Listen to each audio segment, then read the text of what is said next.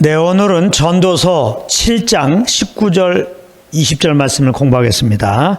우리 한 목소리 한번 읽겠습니다. 시작. 지혜가 지혜자로 성읍 가운데 열유사보다 능력이 있게 하느니라. 선을 행하고 죄를 범치 아니하는 의인은 세상에 아주 없느니라. 아멘. 오늘 이 말씀입니다. 여기 특별히 19절 말씀을 현대인의 성경으로 한번 보겠습니다. 현대인의 성경으로 보면은 우리가 조금 더 이해하기가 쉬워요. 한 사람의 지혜로운 자가 권력을 가진 10사람보다 도시를 위해서 더 많은 일을 할 수 있다. 이렇게 말씀하고 있습니다. 여기 이제 한 사람의 지혜로운 자는 지혜 대신 예수 그리스도를 영접한 자죠. 구원받은 자입니다. 그리스도는 성령으로 믿는 자들 가운데 임하셔서 우리를 인도해 가십니다. 그러니까 한 사람의 지혜로운 자가 권력을 가진 10사람보다 도시를 위해 더 많은 일을 할 수 있다. 이것은 예수 믿고 구원받은 자가 그 안에 함께 하시고 인도하시는 성령을 쫓아 삶으로 권력을 가진 10사람보다 더 많은 일을 할 수 있다. 그런 의미죠.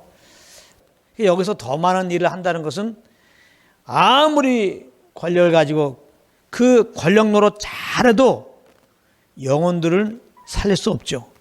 모든 사람은 아담한 죄인 되었는데 그 죄에서 구원해 줄 수 없단 말이에요. 그러나 한 사람의 이 지혜로운 자, 예수를 영접하고 그 예수님을 따라 사는 자, 성령을 쫓아 사는 자는 죄로 죽은 영혼들이 구원받게 하는 그런 역할을 할 수 있으니까 그런 것입니다. 20절에 보면은 선을 행하고 죄를 범치 아니하는 의인은 세상에 아주 없느니라. 이렇게 선언하고 있습니다.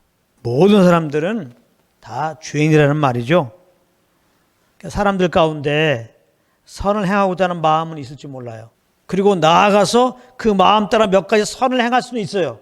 그런데 죄를 범치 아니하는 사람은 없어요. 다 죄를 범해요. 죄를 범치 않는다는 건 뭐예요? 하나님의 율례와 규례를 다 지킨다는 겁니다. 하나님의 법을 다 지킬 사람이 없다는 거예요. 몇 가지 선행은 할 수 있어. 그러나 하나님의 법을 다 지키며 살 수 없다는 겁니다. 그러므로 여기서 나오는 죄를 범치 아니하는 의인 할 때 이 의인은 하나님이 인정하는 의인. 하나님이 인정하는 의인은 이 땅에 아무도 없다는 겁니다. 에스겔 18장 9절에 보면은 내 율례를 쫓으며 내 규례를 지켜 진실히 행할진대 그는 의인이니 정령 살리라. 나 주 여호와의 말이니라 했다. 하나님이 인정하는 의인은 누구냐? 하나님의 율례를, 하나님의 규례를 지켜야 됩니다. 그래야 하나님이 의인이라고 하는 거예요. 그런데 그렇게 할 수 있는 사람이 있습니까? 없죠. 마음은 하나님의 율례와 규례를 지키려고 하는 사람들은 있어요. 그러나 사람은 연약해서 하나님의 율례와 규례를 못 지킵니다. 그래서 갈라디아서 오게 되면은 갈라디아서 3장 10절에 보면은 무릇 율법에 속한 자들은 저절에 있나니.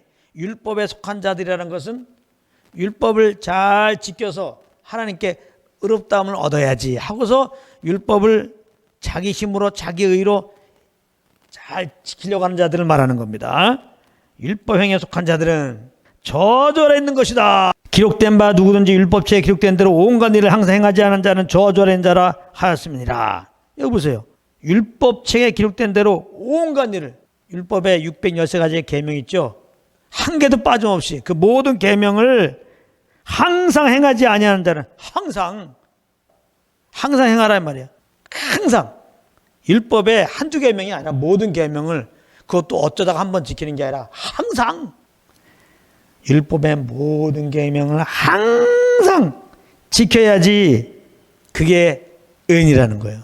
그런데 모든 계명을 항상 지키지 못하면은 저주 아래 있는 자라 그는 죄인으로서 하나님께 저주를 받는단 말이에요.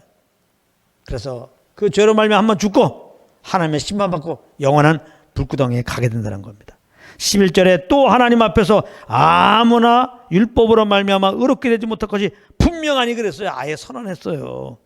율법으로 말미암아 의롭게 되지 못할 것이 분명하다는 얘기는 어느 누구도 율법을 지켜서 하나님께 의롭다 인정받을 수가 없다는 겁니다. 그래서 로마서 3장 10절에는 의인 없나니 하나도 없다 이렇게 선언하고 있습니다.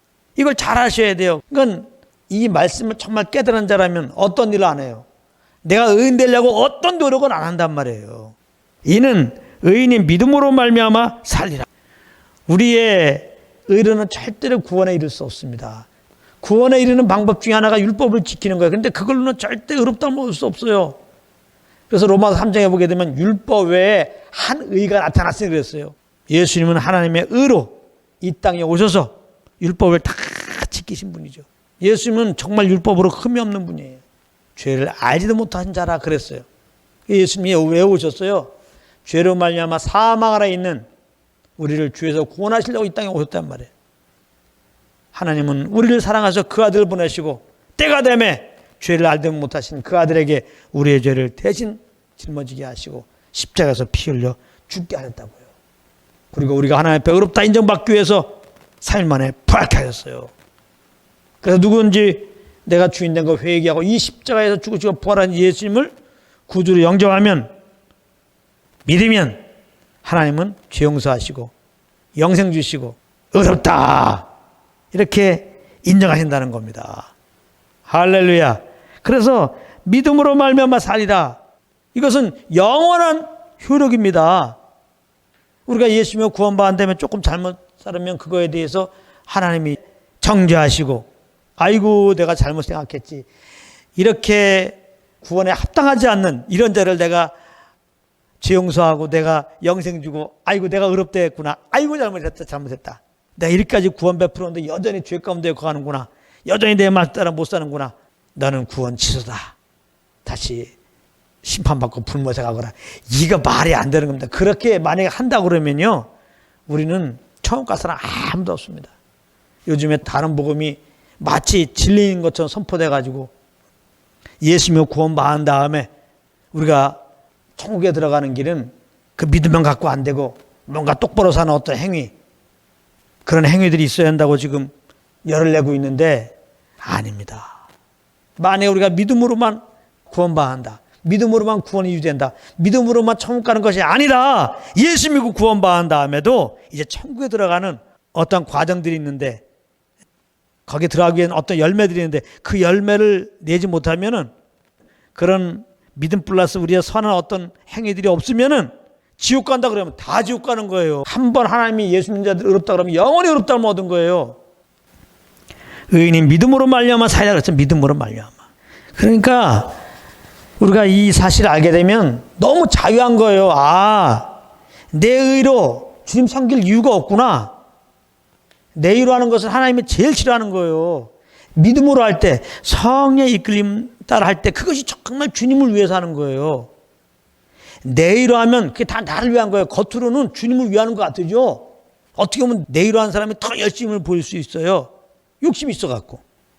이렇게 하면 하나님이 감동해갖고 이제 이러이러한 복들을 주시겠지. 하나님께 복 받으려고. 그렇게 내 의로 하는 거거든요. 그러니까 내 의로 하면은 아주 불순한 거예요. 그 내 의로 주님 섬기는 거는. 그러니까 하나님이 내 의로 하는 것은 안 받아요. 이거 잘 하셔야 돼요. 사람은 속을 수 있고 스스로도 속아서 그렇게 할 수 있지만 하나님은 안 속아요. 제발 그만하라는 거예요. 그만해. 너 의로 지금 날 섬기고 있느냐? 그만해라. 그만해라. 그렇게 주님 말하는 거예요. 내가 너에게 좀 믿음이 있지 그 믿음에 이끌려라. 지금 내가 성령으로 내 안에 지금 말씀하고 있잖아. 그 성령의 음성을 들어라. 성령의 음성은 뭐라고 그래요? 우리는 죄덩이라고 말하죠. 근데 이 죄덩이는 우리를 그 아들 통하여 구원했다고 말씀하죠. 이 성령의 음성을 들으라 이 말이에요. 그러면 성령의 말만 예수 그리스도의 하나님을 사랑하게 되면 막 감사 기쁨이 올라오죠.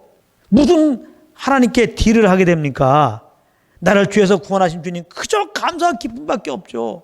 그것도 자원함으로 내게 이렇게 은혜를 베푸시고 이렇게 사랑하신 주님 너무 감사해가지고 주님이 주시는 그 소원함 따라서 그 감동 따라서 무엇을 하는 거죠. 여기는 아무 조건 없죠. 모든 영광 정말 주님께 돌리고 싶죠. 할렐루야. 그러니까 믿음으로 사는 거, 성령을 쫓아 사는 것만이 하나님이 받으시고 그거 기뻐하는 거죠. 그러니까 그리스도만 믿으며 삽니다. 지혜의 영 대신 성령님만 쫓아서 다 삽니다. 그런 자들은 한 성읍에 10명의 권력자보다 더 많은 일을 한다는 거예요. 권력자들의 사명은 그 도시 안에 있는 사람들을 잘 보호하는 거예요. 생활에 불편이 없도록 잘 살 수 있도록 그렇게 통치하는 게 그게 권력자들이 하는 역할이에요. 이것도 귀하죠. 어떤 한 통치자가 정말 잘 통치해가지고 그 도시 안에 있는 그 나라에 있는 사람들이 평안하게 지내게 한다면 그거 얼마나 감사해요. 그러나 그 권력자들이 죄의 문제를 해결할 수 있냐고, 영생을 줄 수 있냐고, 하나님 앞에 그 백성들이, 자기가 다스리고 있는 백성들이 의롭다함을 얻게 할 수 있냐고요. 못하죠. 하나님께 의롭다함을 얻게 하려면 뭐를 전해야 돼요? 복음을 증거해야 되죠. 복음을 듣는 가운데 그것이 믿음이 될 때 회개하고 예수를 구주로 영접해서 죄도 안 받고 영생 얻고 하나님 앞에 의롭다함을 얻고 이렇게 새 사람이 되는 거 아니겠어요? 바로 하나님의 은혜로 이렇게 구원받고 성령을 쫓아 사는 사람들은 나도 나를 의지하지 않고 예수를 믿고 그 믿음으로 살고 이런 자들은 정말 하나님이 허락한 영혼들에게 이 기쁜 소식을 증거하게 되죠. 이렇게 지혜롭게 사는 그 한 사람이 10명의 권력자보다 정말 통치를 잘하는 사람보다 더 많은 일, 더 위대한 일, 더 유익한 일을 할 수 있는 게 아니겠냐 이 말입니다. 할렐루야. 그러므로 오늘 말씀을 잘 기억하고 그런 일들을 잘 감당하는 여러분들 되기를 예수님으로 축복합니다.